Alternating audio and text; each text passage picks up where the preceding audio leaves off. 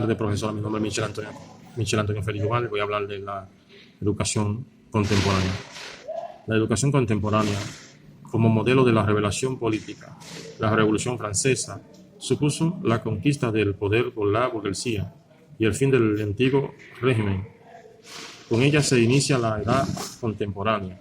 La característica más importante de la edad contemporánea consiste en la multiplicación y el reforzamiento de los vínculos de independencia entre las diversas partes del mundo, merced a los cuales los acontecimientos de un continente repercuten en los de otros y estos a su vez sobre los de otras regiones, con relaciones de cada vez más estrechas. Así sucede en el principio, sobre todo en América de Europa. Giovanni Enrico Pastorizi, 1746-1827. Pastorizi nació en Zúrich, en el seno de una familia de lejanos Lambaldo. Desde sus tiempos de estudiante participó en movimientos de reforma política. En 1774 fundó un orfanato donde intentó enseñar rudimentos de agricultura y de comercio, iniciativa que fracasó años después. En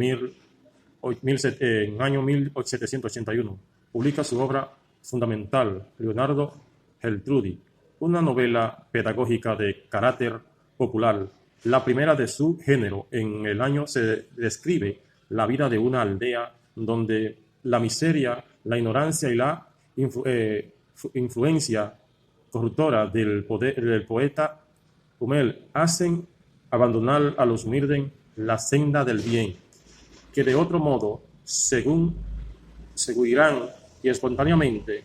Pero una mujer de pueblo llena de fe, amor, valentía, Gertrudis, madre y esposa, toda no solo de gran energía moral, sino también de un profundo sentido práctico, emprende primero sola, luego con la ayuda de Parraco Engels y el castellano Anel, la más apasionada de la lucha por el reconquistar al marido Leonardo, extraviado por Hummel y restituido al trabajo y a la familia. Pastorizi es un precursor de los métodos nuevos. Se trata de llevar a la educación a la práctica en la escuela los principios teológicos. En el año 1799, el gobierno helvético asignó a Pastorizi el castillo de Buldor, cerca de Berna, para que prosiguiera ahí en mayor escala. Sus experimentos pedagógicos trató de llevar a su máximo desarrollo un método de educación elemental capaz de erradicar solidariamente el espíritu infantil, los primeros elementos de saber en forma natural, intuitiva. En 1805 fundó el famoso internado de Yveldon, que fue frecuentado durante sus 20 años de funcionamiento por estudiantes de todos los países de Europa. Currículo adoptado ponía énfasis en la actividad de los alumnos. Al inicio se presentaban objetos siempre para llegar a los más complejos. Se partía de los conocidos a los desconocidos. Lo concretó a los trato de los particular a los general, las actividades más estimuladas. En Yveldon eran dibujo, escritura, canto, educación física, modelo de cartografía y excursiones al aire libre. Pastorizi descubrió que la escuela era una verdadera sociedad de la que los niños aprenden, de la que hay que servirse para educar a los niños.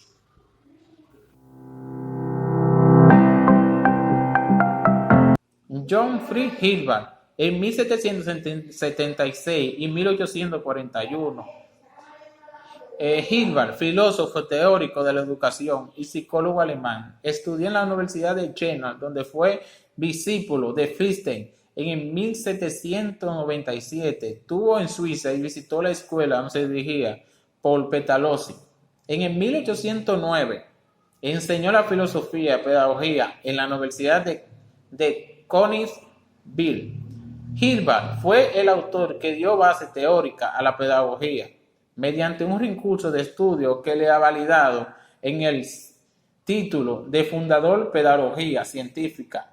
Para Hilbert, la pedagogía como ciencia se basaba en la filosofía, practicaba ética y la psicología. Según en el fin de la educación consiste en el acuerdo de la voluntad con las ideas éticas, y estas éticas son la libertad íntima, la perfección, la benevolencia y el derecho de equidad. Fritz Hilbert, en los informes, un preceptor da cuenta detallada de cómo enseña la ciencia natural, acompañando cada clase con demostraciones experimentales, pero al mismo tiempo anota que los niños que le ha dado sido confiados reciben la enseñanza de Cristo para que reconozcan la huella de las providencias en el progreso hacia la perfección. Hilbert diferencia entre en el momento de la actividad educativa. Al gobierno se dirige a la conservación del orden, a las conductas externas de los niños, para los cuales por medio más importante mantener ocupado y activo. En las instrucciones tiene por fin, como toda la educación, en la virtud, es decir, la fuerza del carácter, de la moralidad. Las disciplinas se apoyan sobre todo en el trato personal, pero en la diferencia del gobierno, en que éste se dirige más al comportamiento externo que la conducta propiamente dicha, las informaciones del carácter, es decir, la consistencia y la uniformidad de la voluntad constituye el objetivo de la disciplina. Freud, en 1782 y 1852. Freud nació en Oberdan, Turingias, Frankfurt. Encontró un empleo como maestro en una escuela de modelos, en un discípulo de Pestalozzi llamado Brunner. En el 1816 se le ofreció la oportunidad de dedicarse a la educación de los hijos de sus dos hermanos. Uno de ellos había muerto poco antes. Era la ocasión de que esperaba para organizar un instituto educativo, mandado a llamar su amigo, que aceptaron, y empezó a trabajar al año siguiente en unas fincas de aldea Keiau. En el instituto creció hasta reunir unos 60 alumnos. Mientras tanto, Freud se preocupó de organizar su idea pedagógica, que expuso ampliamente en el volumen titulado La educación del hombre, entre el año 1826. En el 1839 abrió una institución educativa propiamente para los niños de edad preescolar, que al año siguiente bautizó con el nombre de Jardín General Alemán del Niño, Jardines para Niños. Se llamarán en lo sucesivo todos los emplazamientos análogos que no tardaron a surgir en otra localidad. Freud consideró que el desarrollo de los niños dependía de la actividad espontánea en el juego, una actividad contributiva en el trabajo manual y un estudio de la naturaleza. El positivismo acompaña y provoca el nacimiento y la afirmación de la organización técnica industrial de la sociedad basada en la ciencia condicionada por ella.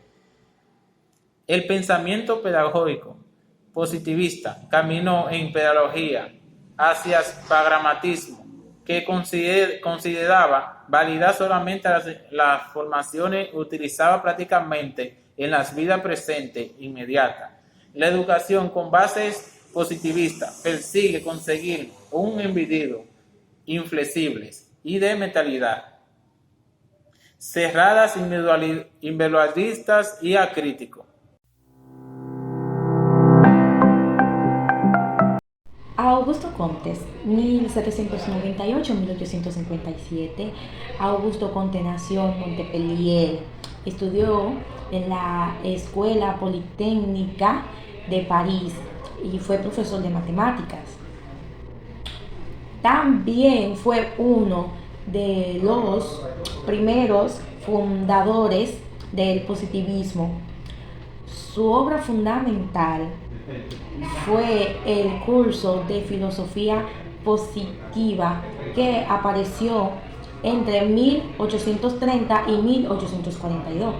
Para Comte, su descubrimiento fundamental y el verdadero punto de partida de su filosofía es la ley de las tres ramas del conocimiento humano. Pasan por tres estados diferentes. Entre ellos se destacan el estado teológico o ficticio, el estado metafísico abstracto y el estado científico o positivo. De la ley de los tres estados, Comte dedujo el sistema educacional. Herbert Spencer, 1820-1903. Spencer nació en Belleville, Inglaterra. Este fue ingeniero ferroviario. Luego, más tarde, fue director de la revista Economic y, por último, se dedicó en exclusiva a componer su sistema de filosofía sintética. Su primer volumen, el más estrictamente filosófico, lleva el título Primeros Principios, 1862. Spencer hizo a un lado la concepción religiosa de Comte y valoró el principio de la formación científica en la educación. Spencer fue uno de los mayores representantes de la pedagogía individualista. Para él, la filosofía representaba el conocimiento totalmente unificado de toda realidad. Émile Durkheim, 1858-1917. Durkheim nació en Francia en una familia rabina. Es uno de los principales exponentes de la sociología de la educación. Consideraba la educación como imagen y reflejo de la sociedad. La educación es un hecho fundamentalmente social, decía él. Durkheim nos enseña que la pretensión de cambiar la educación es cambiando solo los métodos y, si acaso, el ambiente escolar. En efecto, la educación es expresión de toda sociedad y no se puede cambiar sustancialmente sin un esfuerzo simultáneo por cambiar hasta las fibras más recónditas de la sociedad.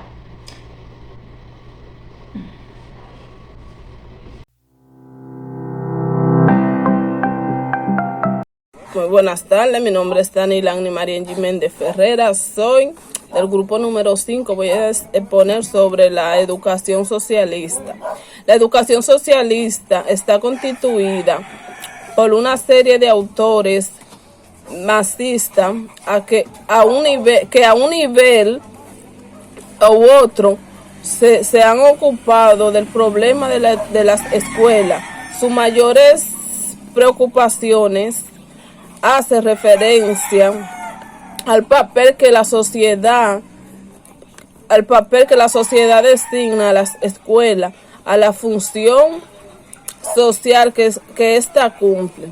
La educación socialista se desarrolló en el seno del movimiento popular para la democratización de la enseñanza.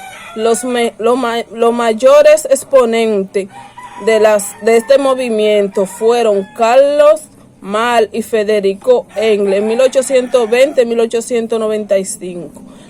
La pedagogía socialista enfrenta cuestiones de la esencia de la organización y la finalidad del aparato escolar.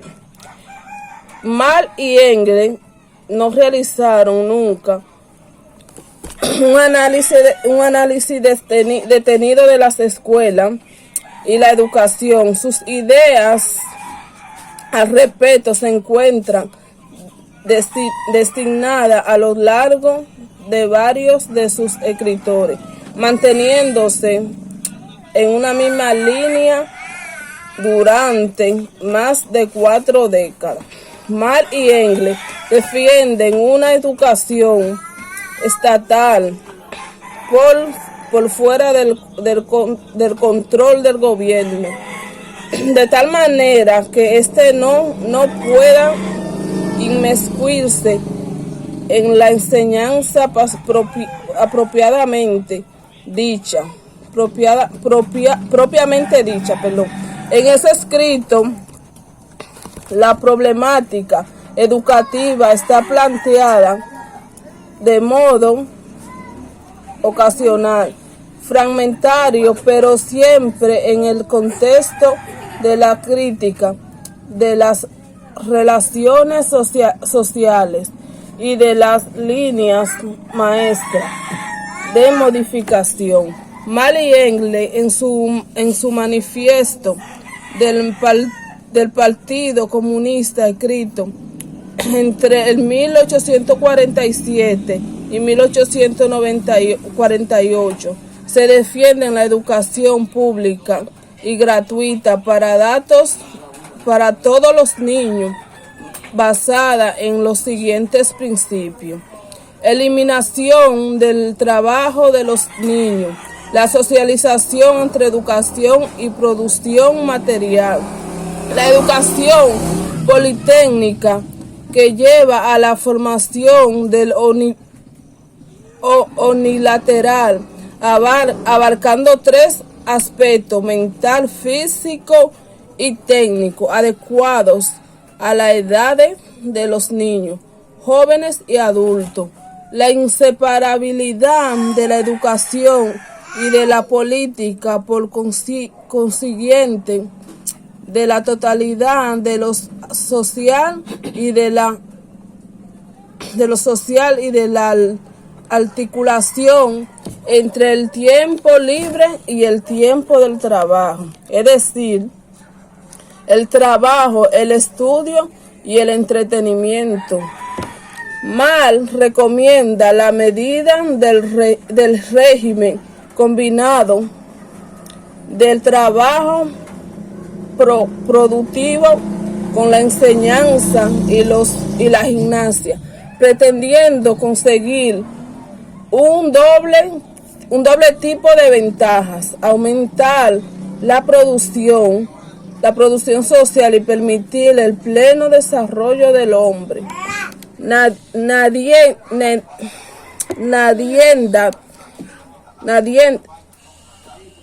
Krustain elaboró el primer plan después de educación de la Unión Soviética. Después de la Revolución Rusa de 1917, ella decía que la escuela neutra se transformó en una escuela donde no se cuestiona nada, no existe ninguna solidaridad o camaradería entre ambos. Hasta aquí fue mi exposición. Disculpan por la oscuridad, pero se fue la luz. Muchas gracias. Saludos, mi nombre es Anderly Rojas. Le voy a hablar de algunos escritores. Charles Fourier.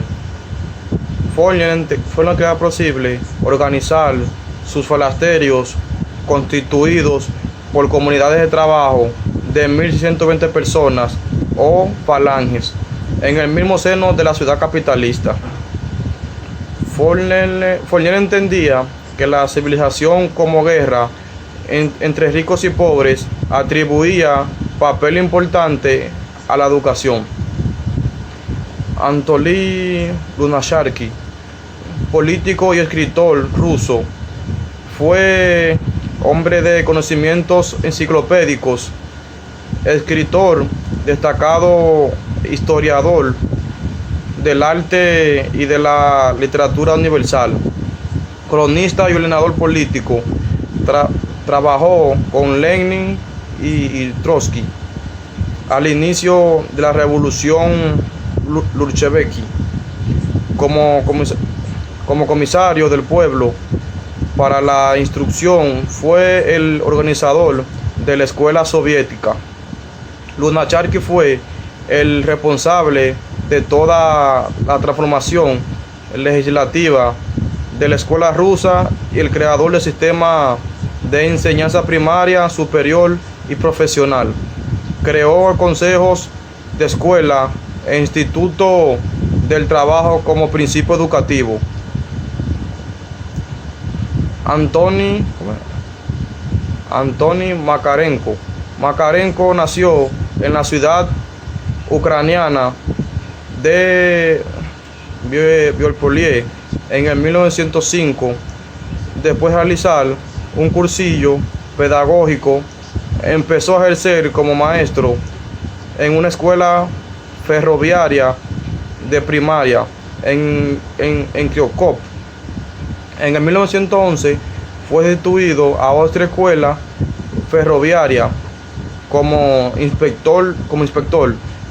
En el 1914 ingresó a estudiar en la ciudad de Poltava, en el Instituto Pedagógico de Información de Profesores de Secundarias, graduándose docentes en el 1917, de 1920 a 1928.